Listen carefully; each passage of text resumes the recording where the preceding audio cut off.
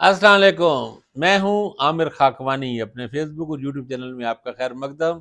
Chief justice काजी फायजी साहब क्या करने जा रहे हैं? उन्होंने एक लार्जर बेंच बनाया है, अहम केस फिक्स किया है जो कई बार से बड़ा सिग्निफिकेंट है।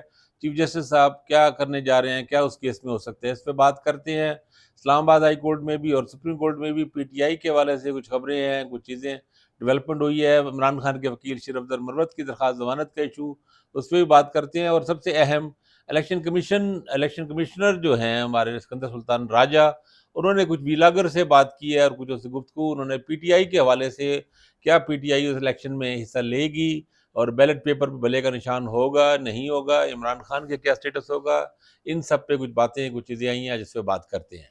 तो नए दोस्त देख रहे हैं वो चैनल चाहें तो सब्सक्राइब करें, अपना फीडबैक दिया करें, अपने हल्के में आपको वीडियो अच्छे लगे अपने दोस्तों से मुतारुफ कराएं, अपने कमेंट्स भी दिया करें। मैं कोशिश करता हूँ कि सबको पढूं, उनके जवाब देने की कोशिश करूँ। चीफ जस्टिस काजी फायजिसा साहब ने एक अहम केस फिक्स किया है और बड़ा सिग्निफिकेंट दिन चुना, 3 नवंबर उसके लिए। ये जनरल परवेज मुशर्रफ का के खिलाफ एक केस था। जनरल परवेज मुशर्रफ को याद होगा, खसूसी कोर्ट थी, मिलिट्री कोर्ट ने ये सज़ा सुनाई थी और पेशावर हाई कोर्ट के मशहूर जस्टिस जस्टिस सार सेठ साहब, वो उन्होंने वो एक बहुत ही सख्त किस्म का उनको फांसी की सज़ा और लटकाए रखना और काफ़ी सारे उसमें कुछ सख्त जुमले भी थे। तो उस पे खैर लाहौर हाई कोर्ट का फैसला था जिसमें उस खसूसी अदालत को ही अनकॉन्स्टिट्यूशनल करार दे दिया गया था। उस पे अपील थी, उस अपील पे पहले एतराज़ात भी हुए थे, तो वो फिर पड़ी रही। ज़ाहिर है उस पे बेसिकली तो उस पे कह लें चैम्बर अपील थी ये।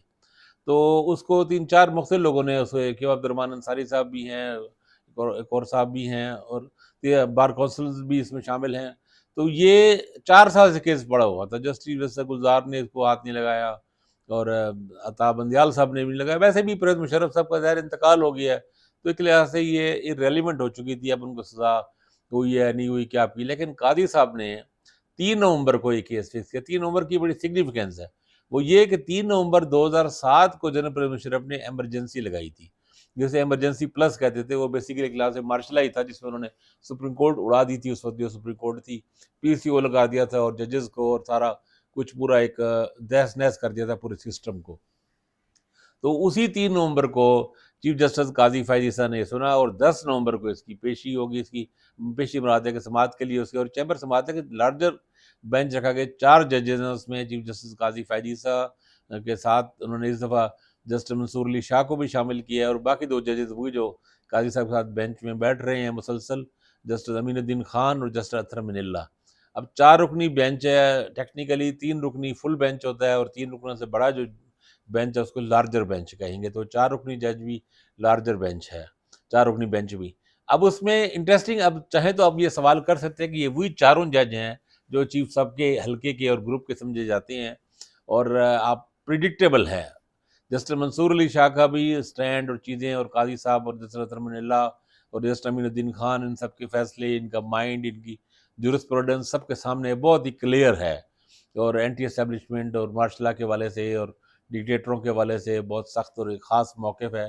तो आप चाहें तो ये सवाल उठा सकते हैं कि कादी साहब भी वो अता बंदियाल साहब की तरह ही अपने ही लोगों की बेंच क्यों बना रहे हैं। अब इसका जवाब लोग ये देते हैं कि बाकी रेगुलर बेंचेस काम कर रहे हैं और ये चूँकि इन्होंने कादी साहब जो है अता बंदियाल साहब साबिक़ चीफ जस्टिस की तरह उस वक़्त ही एतराज़ करते थे कि बेंच तोड़ के स्पेशल जज ना बनाया जाए, कोई एक जज एक बेंच से दूसरे बेंच से उठा के। तो वो तो ठीक है बात अपनी, लेकिन ये अब इंटरेस्टिंग बात है कि जो उन्होंने रेगुलर बेंचेस बनाए हैं उसमें उन्होंने जस्टिस एजाजुल हसन को भी अलग से बेंच दे दी है, जस्टिस मुनीब अख्तर को भी दे दी है और बाकी जज साहबान जो एक तरह से एक तासुर है कि वो इनके मुख्तलिफ राय रखते हैं, मैं खिलाफ चलो नहीं कहता।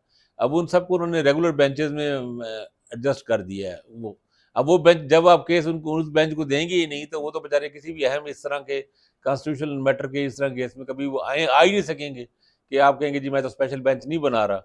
तो बहरहाल ये सारी बातें अब आपके सामने ही हैं। तो उसमें अब ये सवाल ये है कि इन जजेस को जो कादी साहब के ग्रुप के समझे जाते हैं, उनको ही सिर्फ यूँ आज़ाद छोड़ा हुआ है या अपने बेंच में जो है इसके लिए रखा गया। चले बहरहाल जो भी है, लेकिन अब उसमें होगा क्या? क्या हो सकता है? ज़ाहिर है ये अपील तो निमट ही जाएगी। चैम्बर अपील है और उसपे एतराज़ात पहले हुए थे और वो सारी चीज़ें हैं। लेकिन अब चूँकि परवेज़ मुशर्रफ भी जा चुके हैं, दुनिया से ही जा चुके हैं।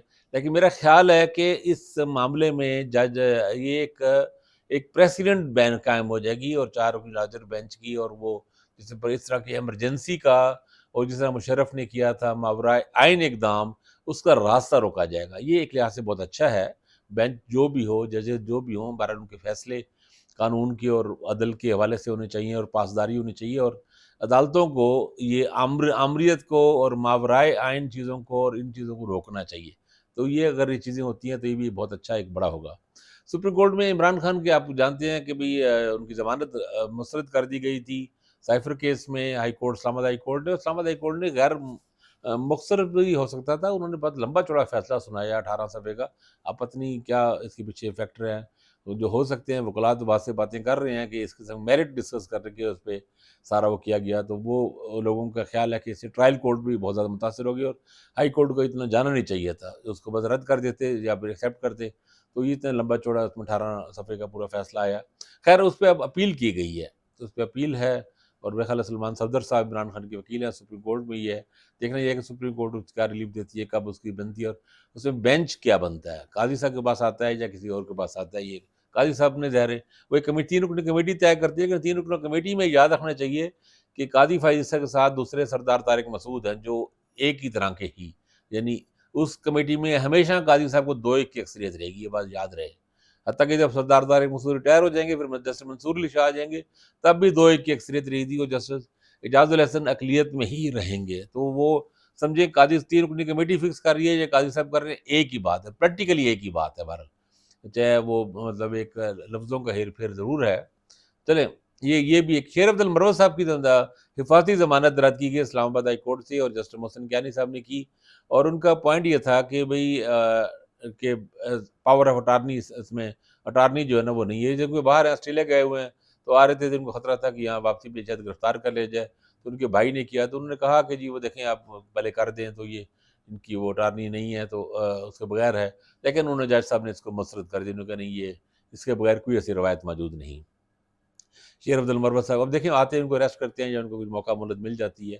لیکن جو حالات ہیں، چلو اس پہ الگ سے بات کریں. میں ایک الگ بھی دوسرا جو ہے وہ میرا ارادہ ہے کہ پی ٹی آئی کے لوگوں کو یا چھوڑے جائے لوگوں کو اس حوالے سے کرنا ہے، کیا آگے جا رہا ہے اور کیا چیزیں. نومبر کا مہینہ بہت اہم ہے، اس حوالے سے الگ سے بھی کروں گا. آج الیکشن کمشنر کل شاید ہوا یا ملاقات ہوئی الیکشن کمیشن صاحب کی سکندر سلطان راجہ کی کچھ ویلاگر سے، اور اس میں کچھ لوگوں نے ٹویٹ بھی کیے ہیں، کچھ ویلاگ بھی کیے ہیں. اسطور نے ویلاگ ڈیٹیل سے کی ہے، اور انہوں نے بتایا کہ انہوں نے 10-11 جو ویلاگر تھے ان کو کہا، ان کو باتیں کی، اور اس میں کچھ مثبت بات جو پی ٹی آئی کے لیے یہ ہے. تو انہوں نے کہا کہ P T I Tehreek Insaf election میں شامل ہوگی اور بیلٹ پیپر پہ بلے کا نشان بھی ہوگا. کسی نے سوال کیا تو انہوں نے کہا کہ عمران خان خوش نصیب ہے کہ میں چیف الیکشن کمشنر ہوں. یعنی ان کا کہنے مقصد تھا کہ میرے جگہ کوئی اور بائسڈ بندہ ہوتا تو پھر عمران خان کے لیے ممکن مشکل ہوتا، لیکن ایسا نہیں ہوگا، اور میں اصول کے مطابق اور قانون کے مطابق اور جو آئینی چیزیں ہیں، تقاضے ہیں، تمام قانونی تقاضوں کے مطابق کروں گا. اور تحریک انصاف بھی الیکشن میں ہوگی اور بلے کا نشان بھی بیلٹ پیپر پہ ہوگا. یہ دیر آف دی ریکارڈ اور غیر رسمی گفتگو تھی اس میں، جس میں انہوں نے یہ بھی انہوں نے واقعہ سنایا بقول اسطور کے، کہ انہوں نے کہا کہ ایک ایم این اے ان کے پاس آئے، ایم این اے کے امیدوار، اور انہوں نے کہا دیکھیں بھئی میں الیکشن لڑنا چاہتا ہوں، لیکن 10-12 کروڑ آپ پتہ ہے کمپین معمولی بات ہے اور خرچے بہت سارے ہو جاتے ہیں، تو الیکشن ہوں گے بھی یا نہیں. تو انہوں نے کہا chief justice election commissioner Sikandar Sultan Raja کا، کہ انہوں نے کہا کہ بھئی اس یعنی ملاقات کے مطابق یہ جو گفتگو کے مطابق، یہ جو غیر رسمی گفتگو کے مطابق، انہوں نے کہا کہ اگر مارشل لا نہ آیا تو 28 جنوری کو الیکشن ہو جائیں گے. اس 28 جنوری کی ڈیٹ تھی، پھر یہ آگے 11 فروری تک گئی.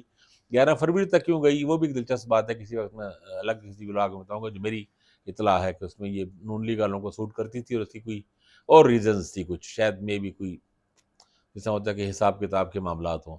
بہرحال اب تو وہ 8 فروری کا ہے، اور انہوں نے 8 فروری کے الیکشن کے حوالے سے بہت پر امید ظاہر کی، اور انہوں نے کہا کہ الیکشن ہر حال میں ہوں گے اور ہم چاہتے ہیں. اور یہ بات اور رپورٹرز بھی کہہ رہے ہیں، عمر چیمہ نے یہ بات کہی ہے ایک اور ولاگ میں اپنے، انہوں نے کہا ہے کہ بلکہ اعزاز سید نے، ان دونوں کا ٹاک شاک پروگرام کرتے ہیں، انہوں نے کہا کہ ہم نے جب معلومات کرتے پتہ لگتا تھا سسٹم میں جو واحد آدمی جو سب سے زیادہ حامی ہے سلیکشن کا، کہ ٹائم پہ الیکشن ہونے کا، وہ سکندر سلطان راجہ ہے. تو چلیں اچھی بات ہے، پی ٹی آئی کے لوگوں کی اچھی رائے نہیں ہے، ہماری بھی سچی بات ہوئی ہے. الیکشن کمیشن بہت متعصب رہا، بہت بائسڈ نظر آتا رہا اپنے بہت سے فیصلوں میں عمران خان کے حوالے سے، اور لگتا تھا جس طرح ایک اعلیٰ کار کا، حکومتی ایجنٹ یا اعلیٰ کار کا کردار ادا کر رہے ہیں پی ڈی ایم کے اور خاص طور پہ نون لیگ کے. تو اب اگر اچھا ہے اگر الیکشن کمیشنر صاحب اگر سٹینڈ لیتے ہیں اور یہ بڑا ہی اہم معاملہ ہے، ڈیسائسو اس وقت فیصلہ کن مرحلہ ہے، اس پہ اگر وہ رجسٹ کرتے ہیں اور پی ٹی آئی کو الیکشن میں رکھتے ہیں اور خاص طور پہ کوئی لوگوں کو نااہل قرار نہیں دیتے اور بلے کا نشان بھی بیلٹ پیپر سے اٹھاتے تھے، یہ بہت اچھی بات ہے، یہ ایک اچھی جمہوری ایک اچھی روایت قائم ہوگی، چیزیں اس سے بہتر ہوں گی، آگے کی طرف بڑھیں گی۔ اپنا خیال رکھیے گا، اللہ حافظ۔